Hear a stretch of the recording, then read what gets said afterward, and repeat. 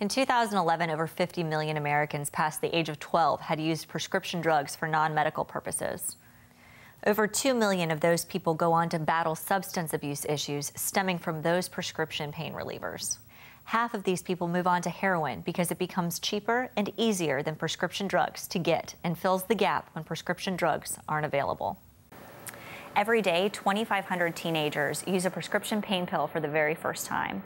And every year, 500,000 Americans lose their life due to drug use. These aren't the people you typically think of as being addicts. These are your coworkers, your neighbors, even the captain of the high school football team. Today, we're going to take a closer look at why these staggering statistics are a reality. I'm Allison Walsh, and this is Addiction Uncovered.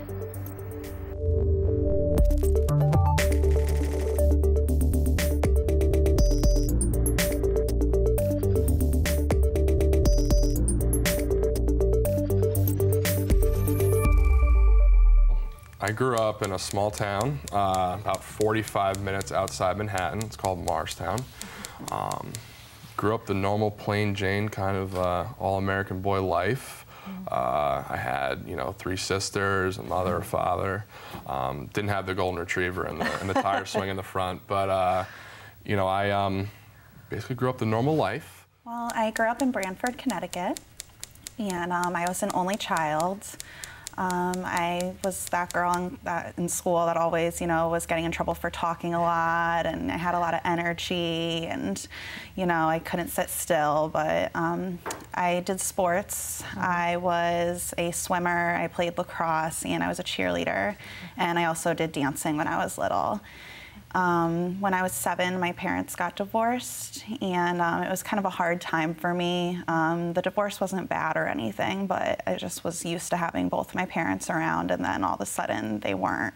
I was kind of a city boy growing up my whole life. My parents did get divorced at the age of when I was about 7, so that kind of changed things. But I basically had a pretty plain life. I couldn't really complain about much. I always had what I wanted. What happened at that point? I started drinking when I was 12. I wanted to fit in with the cool crowd of kids that, I just wanted to fit in. And that turned into, a weekly thing. We'd go back to my parents' house and I'd steal liquor from their cabinet and fill the bottles back up with water. And then when I was 13, I started smoking pot. And it started as maybe once every other week. And then by high school, I was smoking pot every day. My heavier drug use started, when I was about a sophomore. I started doing cocaine and some pills, painkillers when I was 16. But it wasn't really like a big problem. It was more recreational. But then when I was 19 in 2009, I got into a bad car accident, and I ended up winning a $7,000 settlement. And I ended up spending all that money on drugs, on oxycodone. And then it became an everyday thing, and I was addicted. I played 3 sports in high school. I played football, basketball, and lacrosse. I was the captain of my football and lacrosse team.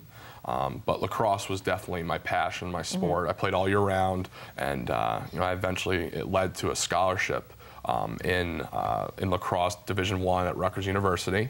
The 4th practice, I tore my left knee. Planted, felt something pop, didn't feel right, collapsed to the ground.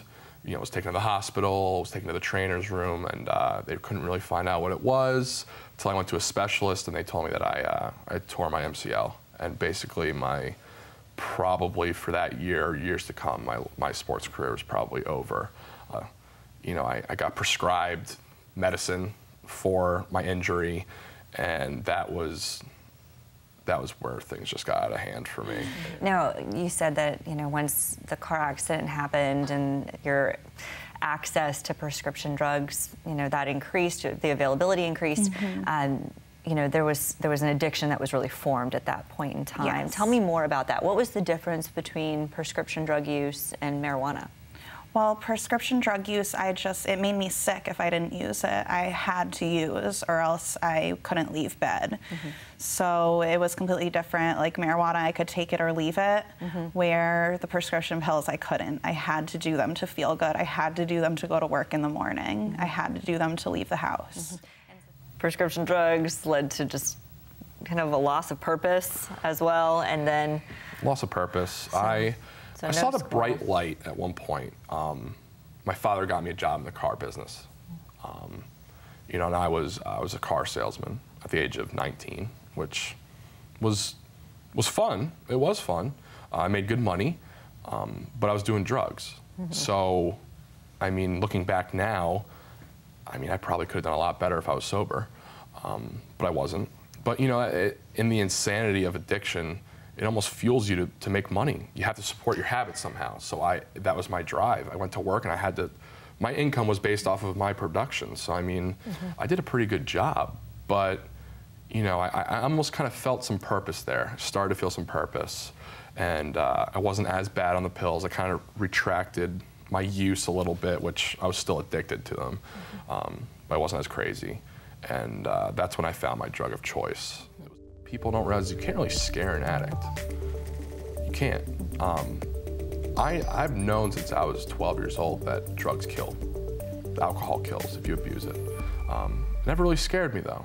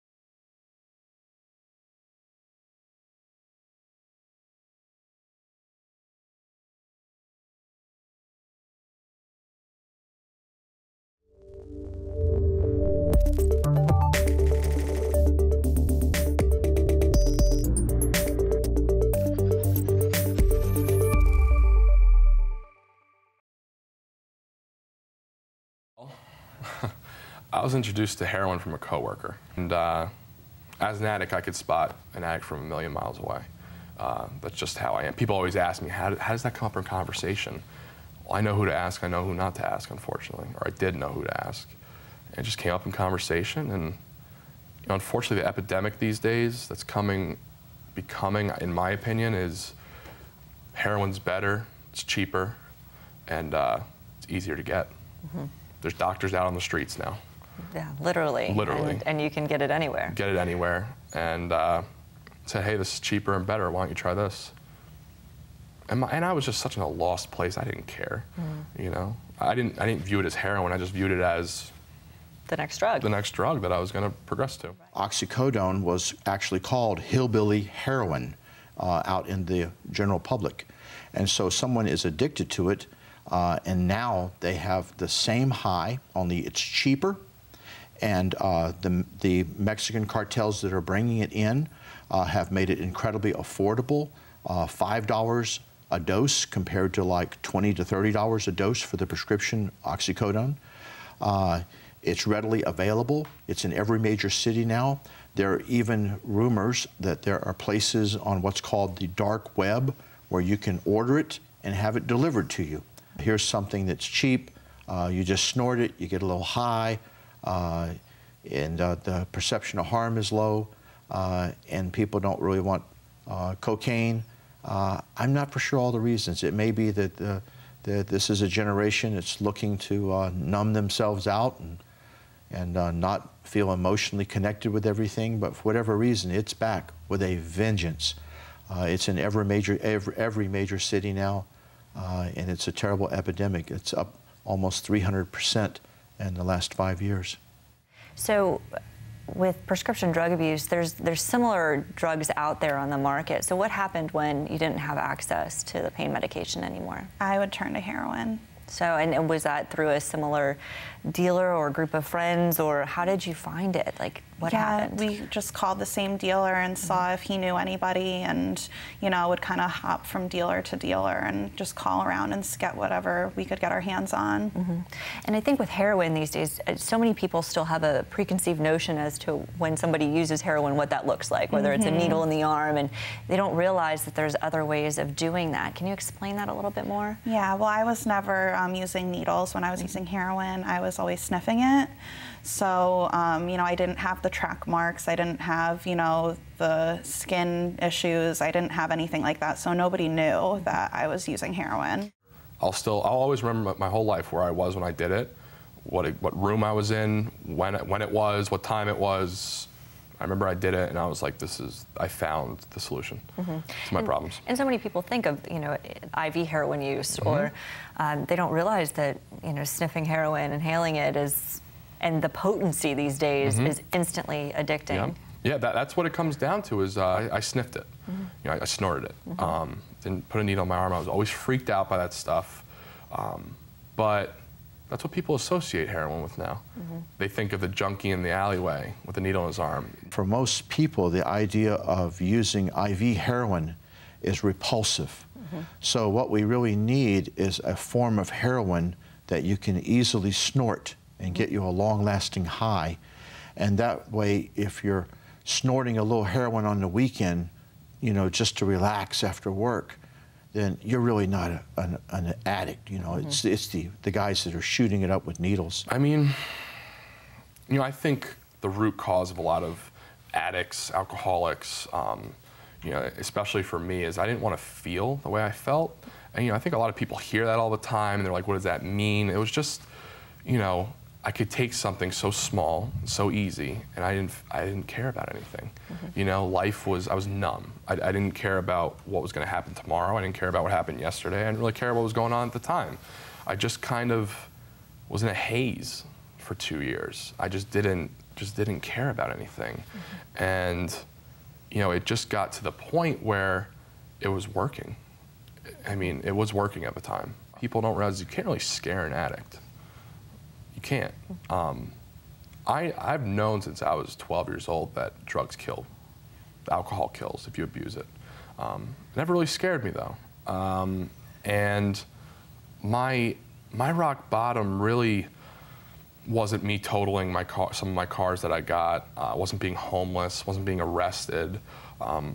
It was just being so broken as a man. I mean, losing your soul, having no inhibitions to do anything, and I guess realizing I was so self-centered. I just didn't care about how I made other people felt, how I affected other people. I mean, my mother, how many sleepless nights she probably had. Am I gonna get the phone call, my son's in prison, or he's dead, or he's overdosed and is about to be dead, you know? That's the stuff I never really realized, and, you know, when I decided to go to treatment, I realized how broken I was, and that was my rock bottom. Because you can always, my dad's famous motto is, I can always make more money, I can't make another son. Because I've stolen from everyone under the sun that has been close to me. I've robbed people, I've done horrible things under this like hypnosis of drugs. My parents didn't care about money. People that I stole from didn't care about the money. They could always make more, you know? But me dying, it can't be recreated, unfortunately. Rock bottom for me was using heroin at my desk at work and, you know, hiding it from my parents and having them kind of know that something was wrong, but not really. And it was, you know, never having any money because I spent it all on drugs. And it was the fact that my best friend was my drug dealer. And, you know, all I cared about was using. I wasn't doing anything. I wasn't going out. I was just using, going to work, using, laying in bed, using. I used when I woke up in the morning, and I used before I went to sleep at night and all throughout the day.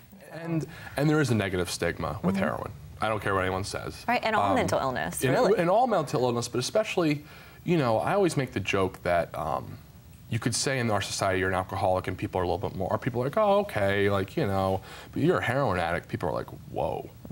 And I've gotten those reactions, so I know that firsthand. Alcohol, cocaine, heroin, pills, Xanax, all those things ruin people's lives. The same. I mean, they all ruin people's lives. Mental illnesses, whatever it might be, eating disorders, they all, their lives become unmanageable. So why is there this negative stigma on heroin? You know, and it's just, that's what society has deemed the worst drug out of them all. I've not talked to one single patient that when they were 9 or 10 years old said, you know, I want to grow up and be a heroin addict. Right. That's not what they want. It just kind of like happened. It usually starts out fairly innocent. They kind of like are experimenting. They're young. They have a friend that says, hey, try this. They begin to use it, and then they can't turn it loose.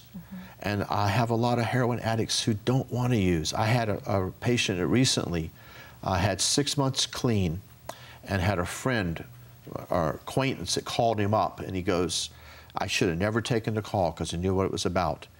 And he went and bought some heroin, and he said, all the way home, I had my hand out the car window, telling myself, just open your hand, just turn it loose. He couldn't do it. Because at that point, it's got a hold of him so much that he doesn't have the ability to not go home and use it. Right. And so you've got to get past that. You've got to ask for help, because this is a deadly disease. This is not a matter of whether it's going to kill you or not. It's a matter of whether it's going to kill you this month, next month, or whether you're going to actually make it to Christmas. Because this is the natural history of heroin use. You either wind up in a jail, an institution, or a grave. I just couldn't take it anymore. I couldn't take it anymore. It wasn't the fact that I was stealing and doing all these horrible things. I really didn't care at the time.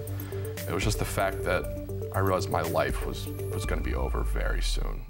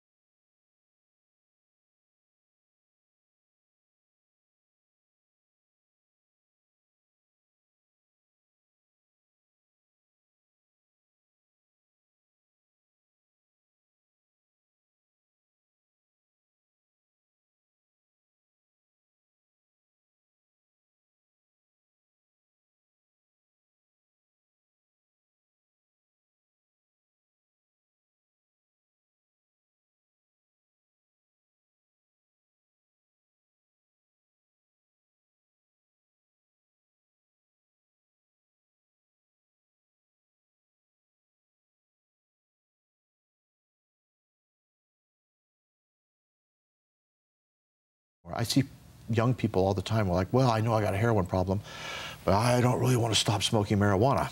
I don't really want to stop drinking alcohol. It just won't work. I wish it would, but it won't. At that point, all those reward pathways are so intermingled that we need you to make sobriety as the main goal in your life. Now, a lot of people aren't ready to hear that. So we try to meet people where they're at and try to motivate them and educate them and try to get them to realize that you wouldn't come to see us if you didn't want change. So let's figure out how we can get this change in your life. Exactly. But at some point, you know, they got to really be willing to do some work. I had to be the one that reached out for help and realized that my life was just, I mean, I remember exactly where I was when I realized that I needed help. Didn't grow up in a religious household. I always believed in something greater than me, though. And I remember it was in New Jersey. It was February, so it was very cold, snow on the ground. And I was out in my driveway, and I remember I was in a t-shirt and boxers. So I was not in my right state of mind, clearly. But I remember hitting my hands and knees on my driveway with snow on there, and just being like, please help me. And I didn't know who I was saying it to or who it was, what it was. I said, please help me. I was crying. very emotional. I just couldn't take it anymore. I couldn't take it anymore. It wasn't the fact that I was stealing and doing all these horrible things. I really didn't care at the time.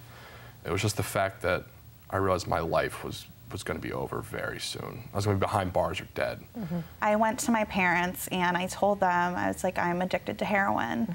And they didn't believe me at first. They thought I was lying. It can be scary for parents. Yeah. Very scary. And I told them I wanted help. I said I wanted to go to rehab. They knew I had had some issues in the past with drugs, but it was never anything serious to them. So, you know, we had never done anything about it before, but this time I was like, I really need help and I want to go to rehab. I had no money. I couldn't pay my bills and I couldn't go get more drugs, and I didn't want to be dependent anymore. I wanted to make my life better, and I felt like I had handcuffs on, that I was like chained to the drug, and that without it, you know, I wasn't free, and all I wanted to do was feel freedom. Find a path you're willing to walk on that will work for you, because where you're at isn't good.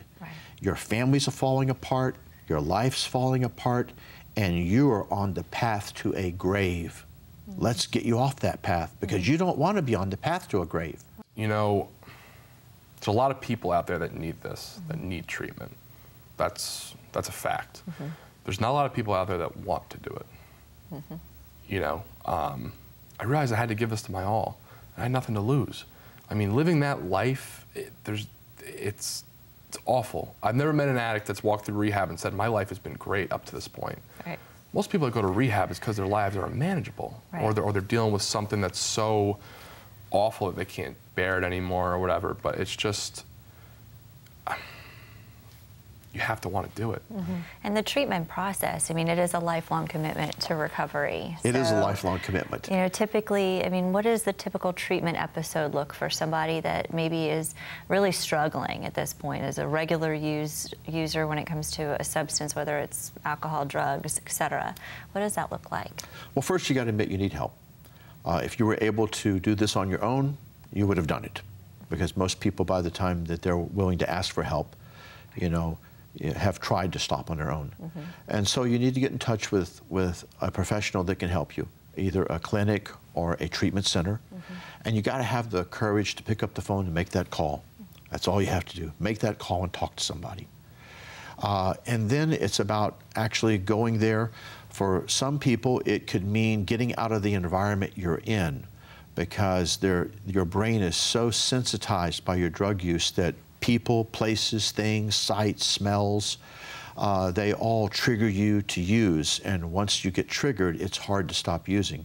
Going through treatment, there's ups and downs. There's points where you're like, yes, I'm so glad I'm doing this. And there's times where it can be a little scary, and, you know, thinking about life without a substance can also be very scary, especially if it's your friends, it's your social setting. What would you say to people that know that it's not probably the best choice to continue using, but are scared about changing their life? I'd say go for it and change your life, because nothing compares to my life before. Yes, I've lost some friends, but I made new ones, and I made better friends. I've met people that are amazing. They're sober, they're clean, and we're happy. You know, it's a completely different life, and I feel successful. I feel proud of myself, when before I could never say that. You know, I've always looked at my life as it was over. You know, I'm 23, I have nothing to show for right now, and I've realized it's just beginning. It's just beginning. And I'm able to do things now that I just never thought were possible. So you're in recovery now, you've you know, committed to this life, and life has gotten pretty good. Life's pretty good. So. I mean, I'm able to chase my dreams. You know, that's something I always thought was just in like Disney movies, and, you know, like kind of cheesy when I grew up. Like, you can chase your wildest dreams, but I mean, it's true. Doors have opened for me that I never thought were possible. And you know, there's so much more to addiction than just putting drugs down. You know, there's other underlying issues that I had to deal with, that I had to uncover, really, to realize what I want to do. But I just feel like I have a purpose on this earth now. I think that's something a lot of addicts stress or deal with, is what's my purpose? Am I just going to be a drug addict the rest of my life, or am I going to do something productive with my life? And that's what I do now. I mean, the whole purpose of this program and this kind of like field is to help others, you know. When I'm helping someone else that struggle with the same thing I'm doing, I don't focus on what's wrong with me. I don't think about how awful my life is. I think about how great it is I'm giving this other person an opportunity to do the same thing I'm doing. So, but life is very different now. Yes. So tell me, you know, you've got a great job now. You've settled into your new community. And what is the future for you? Well, I want to go back to school and get my business degree. I eventually want to work for human resources as a manager for, you know, a large company. And, you know, I want to eventually have a family, which before seemed like I would never happen. And, you know, just school and work. Perfect. And life without. Life without drugs and alcohol. So what's your biggest piece of advice for somebody that might be thinking, I want to take that chance and get well, but I'm scared about taking that chance as well? I'd say don't be scared that things will be so much better in the long run. And even though it might seem scary at first, you'll feel so much better, and you'll feel brave and proud of yourself, and everybody around you will be so proud of you. I know my parents were, and all my friends. I mean, I have people that talk to me all the time. They compliment how good I look since getting clean, and you know, it feels really great, and your life will just get so much better. I'm able to do things now that I just never thought were possible. Never thought were possible. I always felt like I don't have a college degree. I left college. I don't, you know, I didn't have nothing really to show for. But I've realized that all those things are possible. They're all possible. What would be your piece of advice for somebody that is watching and wondering if it's their time to make that phone call, whether it's for themselves or a loved one? What would be your words of wisdom? You have nothing to lose. You know, there's either you could go back to the depths of insanity, depression, just that life. You know, anyone that's going to seek help knows what I'm talking about. It's, you have nothing to lose, and we're worth it. You know, we're worth it. There's so much more to life than drinking and drugging on a constant basis, and I realized that it was just I could do anything. I could do anything I put my mind to. You know, and that's what I think what a lot of us deal with is self-esteem. Just realize you're worth it and you have nothing to lose, and the help's there. The help is there. I mean, there's people extending their hand out, and you just have to grab it. Exactly. And the rest will fall into place if you're willing to do it. Absolutely. So, well, Benton, thank you so much for sharing your story. We appreciate you being so relatable and telling everybody you know, what you went through in hopes of helping others. So thank you. Absolutely. You're welcome. Thank you so much for watching this edition of Addiction Uncovered. As you've heard, millions of individuals have overcome their addiction. If you or someone you know is struggling, it's not too late to do something about it. Visit AddictionUncovered.com.